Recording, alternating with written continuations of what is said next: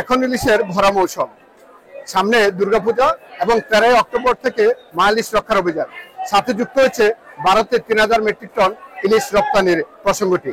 সবকিছু মিলে এই মৌসুমে ইলিশের দাম যে আর কমছে না সেটি আমরা ব্যবসায়ীদের কাছ থেকে জানতে পেরেছি। চলতি মৌসুমে ইলিশের যে দাম, ইলিশের ভরা মৌসুমে যে দাম কমানোর কথা ক্রেতা সাধারণের যে প্রত্যাশা থাকে সেটি আর হয়ে উঠছে না। তবে ইলিশে যে ভারতের যে ইলিশ পাঠানো হবে, যে বাণিজ্য উপদেষ্টা বলেছেন যে চাঁদপুর মাছঘাট থেকে একদিনে 3000 মেট্রিক টন মাছ বিক্রি হচ্ছে বা আমদানি হচ্ছে। আসলে সেই বিষয়টি আমরা জানতে কথা বলেছিলাম এখানকার ব্যবসায়ীদের সাথে। তারা কি বলছেন চলুন আমরা জেনে আসি এই ঘাটের ব্যবসায়ীদের কাছ থেকে। জানতে পেরেছি যে বর্তমান সরকার ভারতে ইলিশ এক্সপোর্ট করার পারমিশন দিয়েছে। তো আসলে যদি পারমিশন দিয়ে থাকে, এখন যেই ইলিশের সরবরাহ, এই পরিমাণ সরবরাহ যদি থাকে, সরবরাহ যদি না বাড়ে তাহলে অবশ্যই ইলিশের দাম বাড়বে। আর যদি সরবরাহ বাড়ে তাহলে ইলিশের দামের উপরে খুব একটা প্রভাব পড়বে না বলে আমরা মনে করি। বর্তমানে আসলে আমাদের চাহিদা অনুযায়ী এবং ভোক্তাদের চাহিদা অনুযায়ী ইলিশ আসছে না। প্রতিদিন সর্বোচ্চ 400 থেকে 500 মণ মাছ আসছে, তাও সেটা আজকে 2-3 দিন, এর আগে আরো কম ছিল। আপনার দাম আসলে আজকে 1 মাসের মতো একই রকম আছে, খুব একটা ফ্লাকচুয়েট করে না। গত পরশু দিনের তুলনায় গতকালকে দাম একটু বেশি ছিল। এটা কারণটা হলো যে বড় মাছের সংখ্যা, কোয়ান্টিটি কিছুটা কম ছিল। বড় মাছের কোয়ান্টিটি কম থাকার কারণেই দাম একটু বেড়েছে। আবারও বড় মাছের যদি কোয়ান্টিটি বাড়ে দাম আরো কমবে।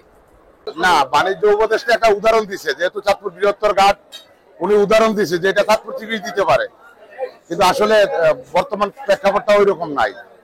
এখন ঘাটে 500-600 মণ মাছ হয় রেগুলার, তার মধ্যে বড় মাছ বাঁচলে 150-200 মণ এরকম হবে আর কি। না, এটা ওই আগের হিসাবে বলছে আর কি, কিন্তু বর্তমানে তো মাছ কম, ওই হিসাবে ওই রকম সুযোগ নাই। তবে কিছু মাছ তো যাবে। আর 3000 টন মাছ বাংলাদেশের জন্য অত বেশি না, হয়তো মাছের ক্রাইসিস দিকে আমরা এটা ইয়ে করি। যেই ভারতের রপ্তানি করার মতন যে মাছ দরকার, যে বড় মাছগুলো, ওগুলা বর্তমানে আপনার মাত্র 20% মাছ আছে 100%-এর মধ্যে। বেশিরভাগ হলো ছোট মাছ, 300, 400, 500 গ্রামের মাছ ছিল বেশিরভাগ চলতেছে। এটা সম্ভব না। নদীতে আগের তুলনায় মাছের কমার কারণ হলো, এক হলো নদীতে ডুবোচর, দ্বিতীয় হলো ড্রেজিং এর ব্যবস্থা চলছে, নদীর দূষণের পিছনে চলছে, আর তৃতীয় হলো জাটকা নির্দেশনের ভালো অভিযান চালাতে হবে। আর মা অভিযান সামনে 13 তারিখ থেকে মা অভিযান আসতেছে। যদি সরকার একটু ভালো দৃষ্টি রাখে, আমরা মনে করি ভালো অভিযান চালায়, তাহলে ইনশাল্লাহ আমরা সামনে ফল ভালো পাবো। আমরা ব্যবসায়ীদের কাছ থেকে জেনেছি, আপনারা জানেন আমরা কথা বলেছিলাম ব্যবসায়ী সমিতির যে মৎস্য বাণিজ্য সমিতির সভাপতি, সাধারণ সম্পাদক সহ অন্যান্য ব্যবসায়ীদের সাথে। তারা বলেছেন গত 4-5 বছরেও তারা একদিনে 3000 মেট্রিক টন মাছ এই ঘাট থেকে বিক্রি করতে পারেনি। এখানকার যে যারা মৎস্য যে অফিসের যে পরিসংখ্যান রয়েছে, গত বছর জুলাই আগস্টে তারা 2 মাসে মাছ এখান থেকে চাঁদপুর অঞ্চল থেকে মাছ ধরা হয়েছে 3303 মেট্রিক টন। আর এবারে জুলাই আগস্টে মাছ ধরা হয়েছে 3203 মেট্রিক টন।